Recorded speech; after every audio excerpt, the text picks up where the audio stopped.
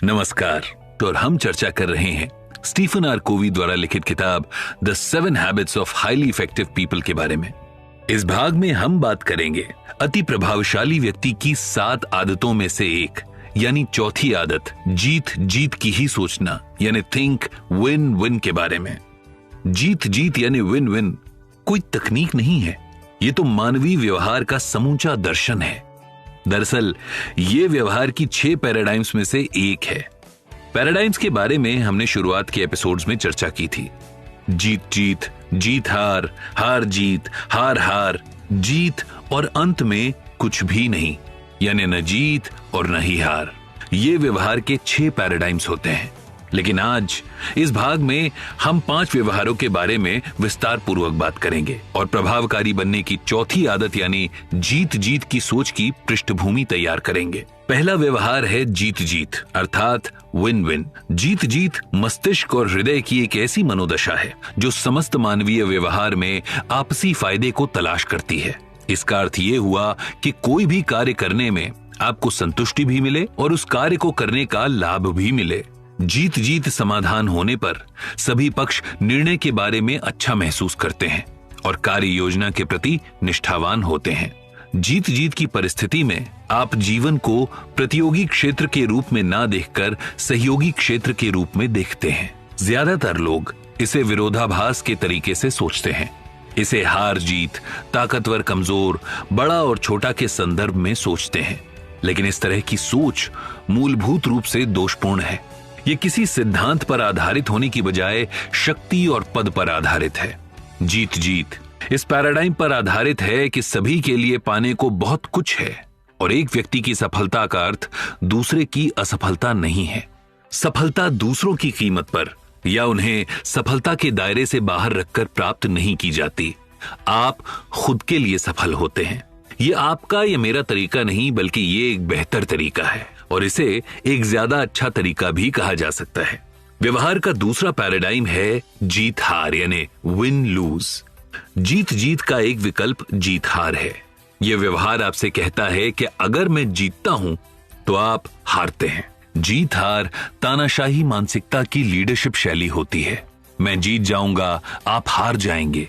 ऐसी मानसिकता रखने वाले लोगों में जीतने या अपने लक्ष्य पाने के लिए अपने पद, शक्ति, परिचय, स्वामित्व की वस्तुएं या व्यक्तित्व का प्रयोग करने की प्रवृत्ति होती है। इसका मतलब यह हुआ कि ऐसे लोग जीतने के लिए किसी भी हथकंडे का इस्तेमाल कर सकते हैं, चाहे वो अपनी ताकत हो या धन हो। ज्यादातर लोगों को जन्म से ही जीत हार की मानसिकता में गहराई से ढाला जाता है। इस मानसिकता में ढालने के लिए कहीं ना कहीं हमारा समाज या स्पष्ट रूप से कहें तो हमारा परिवार जिम्मेदार होता है।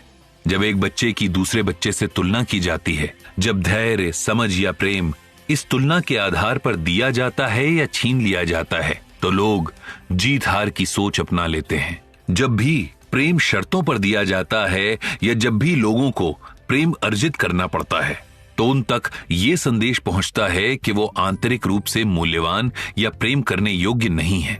बच्चे को जीत हार की मानसिकता में ढाला, आकार दिया और प्रोग्राम किया जाता है। इसके अंतर्गत एक बच्चे के मन में ये विचार आने लगते हैं कि अगर मैं अपने भाई से ज्यादा अच्छा बन जाऊं तो मेरे माता पिता मुझसे ज्यादा प्यार करेंगे।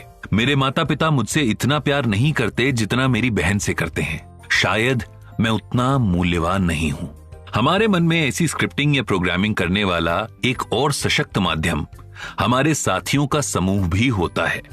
बच्चा पहले अपने माता पिता और फिर अपने साथियों से स्वीकृति चाहता है, चाहे वो भाई बहन हो या मित्र। हम सब जानते हैं कि साथी कई बार कठोर और निर्दयी होते हैं।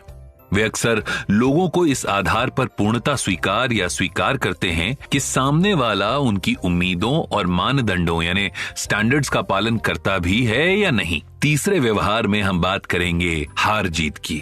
हमारे समाज में कुछ लोगों की प्रोग्रामिंग हार जीत की ही होती है। इसके अंतर्गत इस प्रकार के भाव आते हैं, मैं हार जाता हूं, आप ही जीत जाएं, आगे निकल जाइए, मेरे साथ मनचाहा सलूक कीजिए, मुझ पर पैर रखकर चले जाइए, सब यही करते हैं, मैं हारने वाला हूं, मैं हमेशा हारता रहता हूं। हार जीत की मानसिकता तो जीत हार से भी बुरी होती है क्योंकि उसके कोई मानदंड नहीं है। न कोई मांग है, न कोई उम्मीद और न ही भविष्य दृष्टि। जिन लोगों की मानसिकता हार जीत की होती है वो आमतौर पर दूसरों को खुश करने या संतुष्ट करने में तत्परता दिखाते हैं। वो लोकप्रियता या स्वीकृति के माध्यम से शक्ति चाहते हैं। उनमें अपनी भावनाओं और विश्वासों को व्यक्त करने का साहस नहीं होता और वो दूसरे के अहम की शक्ति से आसानी से डर जाते हैं। इस हार जीत की मानसिकता को आत्मसमर्पण के रूप में देखा जाता है। इसे या तो हार मान लेना या तो फिर छोड़ देना समझा जाता है। हार जीत का अर्थ अच्छा इंसान बनना है, भले ही अच्छे इंसान की दौड़ में आप सबसे आखिरी में ही क्यों ना आ जाएं। जो जीत हार की मानसिकता वाले लोग होते हैं वो हार जीत की मानसिकता वाले लोगों से प्रेम करते हैं। वे उनकी कमजोरियों को पसंद करते हैं क्योंकि वे उनका फायदा उठाते हैं। अब बात करते हैं चौथे व्यवहार की, यानी हार हार की। जब जीत हार की मानसिकता वाले दो लोग आमने सामने होते हैं, यानी जब दो संकल्पवान, जिद्दी और अहंकारी व्यक्ति आपस में व्यवहार करते हैं तो उसका परिणाम हार हार ही होता है। इसमें दोनों ही हारेंगे, दोनों ही प्रतिशोध लेना चाहेंगे और पलटकर वार करना या हिसाब बराबर करना चाहेंगे। वे इस तथ्य के प्रति अंधे हो जाएंगे कि हत्या दरअसल आत्महत्या है और प्रतिशोध एक दो धारी तलवार है। कुछ लोग किसी शत्रु पर इतना ज्यादा केंद्रित हो जाते हैं कि उनमें सिर्फ यही इच्छा रहती है कि वो व्यक्ति हार जाए, भले ही इस प्रयास में वो भी हार जाएं। हार हार की मानसिकता शत्रुतापूर्ण संघर्ष और युद्ध का जीवन दर्शन है। ऐसी मानसिकता के व्यक्ति में ये भाव होता है कि अगर वो दुखी है तो सबको दुखी होना चाहिए, अगर कोई भी न जीते तो शायद हारना इतना बुरा नहीं है। हम पांचवी मानसिकता के बारे में बात करेंगे जिसे जीत या सिर्फ जीत यानी ओनली विन कहते हैं। इस मानसिकता के कारण व्यक्ति सिर्फ अपनी जीत के बारे में सोचता है और जीत की मानसिकता वाले लोग किसी की हार नहीं चाहते हैं। उससे उन्हें कोई फर्क नहीं पड़ता। महत्वपूर्ण तो यह है कि वो जो चाहते हैं उन्हें बस वही मिल जाए। जीत की मानसिकता वाला व्यक्ति अपने हितों को सुरक्षित रखने के संदर्भ में सोचता है और दूसरों के हितों को सुरक्षित रखने का काम उन्हीं पर छोड़ देता है। वो सिर्फ अपनी जीत के लिए स्वार्थी रहता है। हमने बात की थी कि पैराडाइम्स के 5 व्यवहार और उनके अंतर्गत जीत जीत, जीत हार, हार जीत, हार हार और जीत आती है। अगर हम आपसे पूछें कि इन सब में से सबसे प्रभावशाली व्यवहार कौन सा है तो आप इसके जवाब में कह सकते हैं ये तो निर्भर करता है परिस्थितियों पर। अगर आपकी पसंदीदा फुटबॉल टीम मैच को जीतती है तो इसका मतलब यही हुआ कि दूसरी टीम हारती है। अगर आप किसी क्षेत्रीय कार्यालय में काम करते हैं जो दूसरे क्षेत्रीय कार्यालय से मीलों दूर है और दोनों कार्यालयों में कोई कार्य संबंधित रिश्ता नहीं है तो हो सकता है आप बिजनेस की प्रगति को बढ़ाने के लिए जीत हार वाली प्रतियोगिता करवाना चाहें। अगर आप किसी रिश्ते को महत्व देते हैं और मुद्दा खास महत्वपूर्ण नहीं है तो आप कुछ परिस्थितियों में हार जीत का प्रयोग करते हैं ताकि सामने वाले को वास्तविक समर्थन दे सकें। आप सामने वाले से कह सकते हैं मैं जो चाहता हूं वो मेरे लिए इतना महत्वपूर्ण नहीं है जितना कि आपके साथ मेरा संबंध। तो आइए इस बार ये काम आपके तरीके से कर लेते हैं। कुछ स्थितियां ऐसी होती हैं जिनमें आप जीत का नजरिया रखना चाहते हैं और आपको इस बात की ज्यादा परवाह नहीं होती कि उससे दूसरों पर क्या प्रभाव पड़ता है। उदाहरण के लिए अगर आपके बच्चे का जीवन खतरे में है तो आप दूसरे लोगों और परिस्थितियों के बारे में सतही तौर पर चिंतित हो सकते हैं, परंतु आपके लिए आपके बच्चे का जीवन बचाना सबसे महत्वपूर्ण होगा। तो कहने का मतलब यह हुआ कि सर्वोत्तम विकल्प वास्तविकता पर निर्भर करता है। चुनौती ये नहीं है कि हर तरह की स्थिति में जीत हार या किसी अन्य स्क्रिप्ट का हमेशा पालन करना है, बल्कि जरूरी यह है कि वास्तविकता को सटीकता से समझकर चुनाव किया जाए। दरअसल ज्यादातर स्थितियां परस्पर निर्भर वास्तविकता का हिस्सा होती हैं और उनमें इन 5 विकल्पों के बजाय जीत जीत ही एकमात्र सच्चा व्यवहारिक विकल्प है। यानी आपको जीवन की हर स्थिति में ये नजरिया रखना है कि आपकी जीत किसी और की हार नहीं है, सिर्फ जीत जीत विकल्प ही बेहतर और सही है। जीत हार का फॉर्मूला व्यवहारिक नहीं है क्योंकि इसमें हो सकता है मैं आपसे लड़ाई में जीत जाऊं, परंतु मेरे प्रति आपकी भावनाएं, आपके नजरिए और हमारे संबंध पर इसका विपरीत प्रभाव पड़ सकता है। इसे इस उदाहरण से समझते हैं। मान लीजिए कि मैं आपकी कंपनी का सप्लायर हूं और मैं किसी खास सौदे में अपनी शर्तों पर जीतता हूं, तो उस समय तो मैं अपनी मनचाही चीज पा गया, परंतु क्या आप मेरे पास दोबारा आएंगे? क्या आप मेरे साथ फिर से व्यापार करना पसंद करेंगे? अगर आप मुझे इसके बाद बिजनेस ना दें तो मेरी वह छोटी समय की जीत वास्तव में एक बहुत बड़ी हार होगी। इसीलिए परस्पर निर्भर जीत हार दरअसल आगे चलकर हार हार बन जाती है। और अगर मैं अपनी जीत का ध्यान केंद्रित कर लूंगा और आपके नजरिए की परवाह ही ना करूं तो सफल संबंधों का कोई आधार ही नहीं होता। और अगर लंबे समय तक हम दोनों नहीं जीतते हैं तो हम दोनों हारेंगे। इसीलिए परस्पर निर्भर वास्तविकताओं में जीत जीत ही एकमात्र सच्चा विकल्प है। चलिए अब चर्चा को थोड़ा और आगे बढ़ाते हैं। अब हम बात करते हैं जीत जीत के 5 आयामों के बारे में। जीत जीत सोचना पारस्परिक लीडरशिप की आदत है।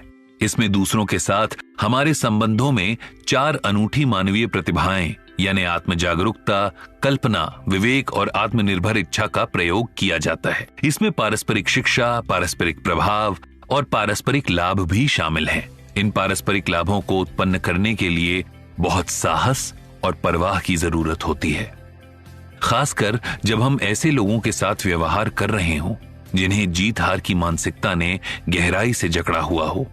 जीत जीत का सिद्धांत हमारे समूचे व्यवहार की सफलता के लिए जरूरी है और इसका पोषण ऐसे परिवेश में होता है जहां ढांचा और तंत्र दोनों जीत जीत के सिद्धांत पर आधारित होते हैं।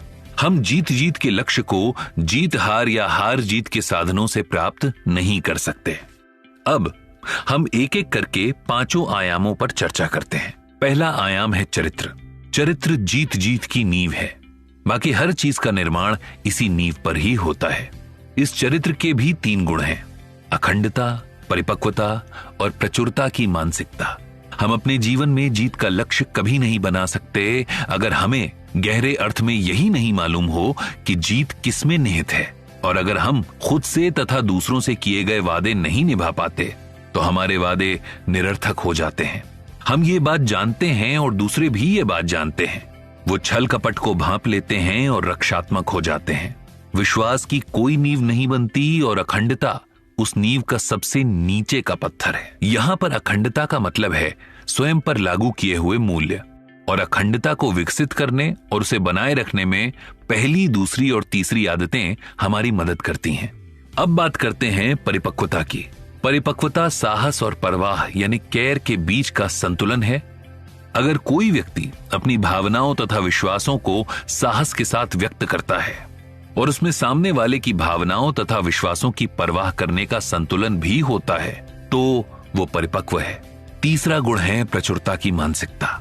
प्रचुरता की मानसिकता वो पैराडाइम है कि यहां पर सबके लिए बहुत कुछ है।